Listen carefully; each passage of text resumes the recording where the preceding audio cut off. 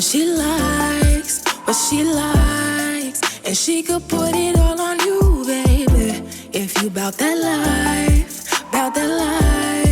because you don't got time to choose it. Hey tribe, it's Kia from Heritage 93, and we are back at it again with another pedicure routine. Now the toe curls are grown out and don't look too bad, right? Until we take a closer look. In this care routine, we will be met with the usual super dry cuticle crest and also another broken off nail, this time on my big toe here. Did I mention that these toe cuticles were super crusty? Yeah, this is a pedicure video, so again, if you are a little squeamish about feet in need of some TLC, just meet us on the next video and save yourself the stomach ache, no hard feelings. Otherwise, in this video, we're set and ready to undergo a normal at-home pedicure after a month's time. Let's get started. So first off, you can already tell how flaky those cuticles are with just a little extra lifting. Meanwhile, on this side, there are unawakened cuticle crusts as well as a forming middle split on my big toe. Thankfully, the damage on both big toes is not too much of a toe shaking shamble. So we'll start by taking some soy nail polish remover to remove the white polish. Now, I reviewed this specific soy nail remover earlier in time, and if you're curious, you can hear my thoughts about this stuff in that video here.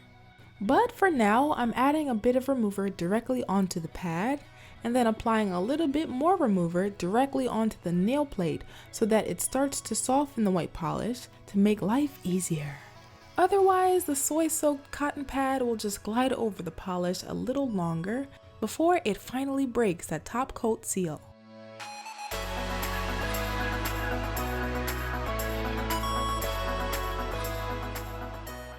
Okay, so now that the leftover portion is looking like teeth, I'll add a little bit more soy polish remover directly onto each nail to remove the remaining bit. And that's the main trade-off with soy nail polish remover versus acetone. You get more moisture and safer ingredients, while it takes a little more time to completely remove. But in removing this polish, I noticed a faint white spot had appeared. Hindsight let me know that this marking is actually super significant, but we'll let everything unfold. More on that later. Meanwhile, the other toes are looking normal and moisturized, but alas, still crusty.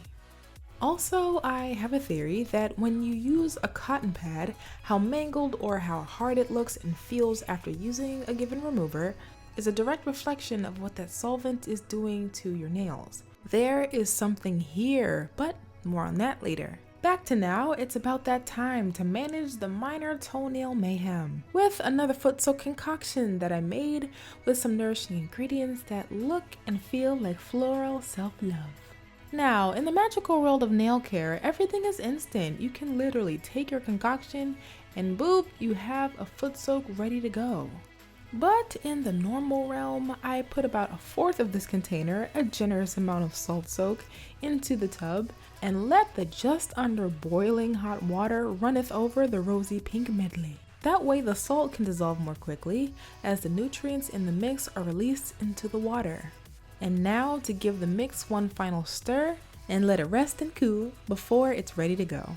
Meanwhile, just before soaking, my feet only have the polish removed, but they're still dry, cutically overtaken with nails that need a trim because clearly they aren't in the best shape to hold this nail length, which is okay. Let us dive.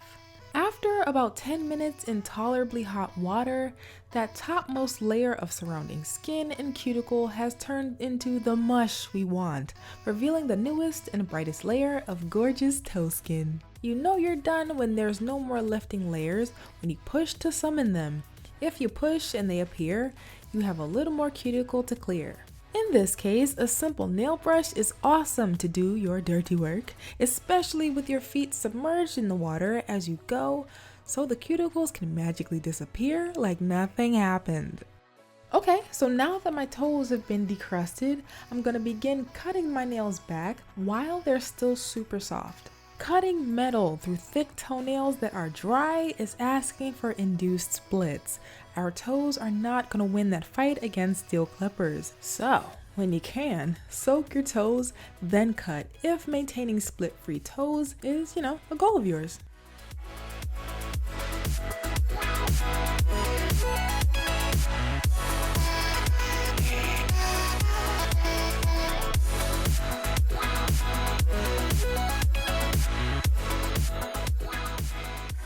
Now I'm just going to repeat the careful cutting on the other side, saving the best for last, finally.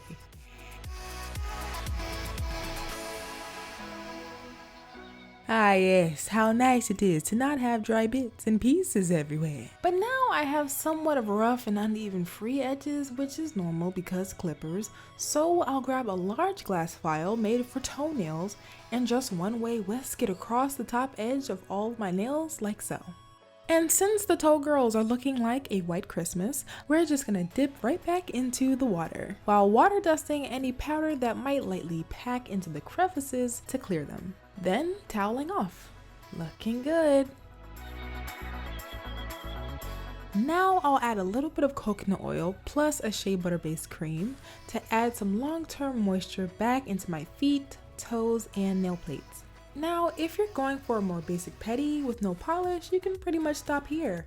But since I'm adding some color, I'll prep with some protective base coat that I've been using for some time, and giving magical pedicure care tease with 2 layers of this base applied with ease. But I'm feeling a little vampy, so I'll be using this super black polish from an indie brand I've mentioned before and have been enjoying for some time. You know how mascara comes in colors like black is black? I feel like this color is giving that same energy in polish form, taking no prisoners in the first coat, but even still I got a little happy and didn't color inside the lines all the way. So I'll grab a little bit more soy nail polish remover to save the day. Ah yes, much better. So then I'll go in with a top coat with speed dry capabilities to seal the deal in no time. And now that we're on the final stretch, I'll add a little bit of some Bye Brittle Nails around the edges and cuticles to moisturize the toes while discouraging breakage.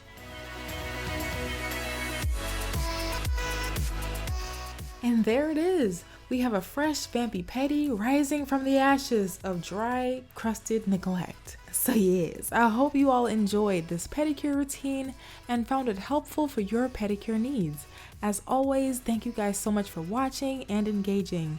Take care and happy pedicuring. I will see you soon in the next one.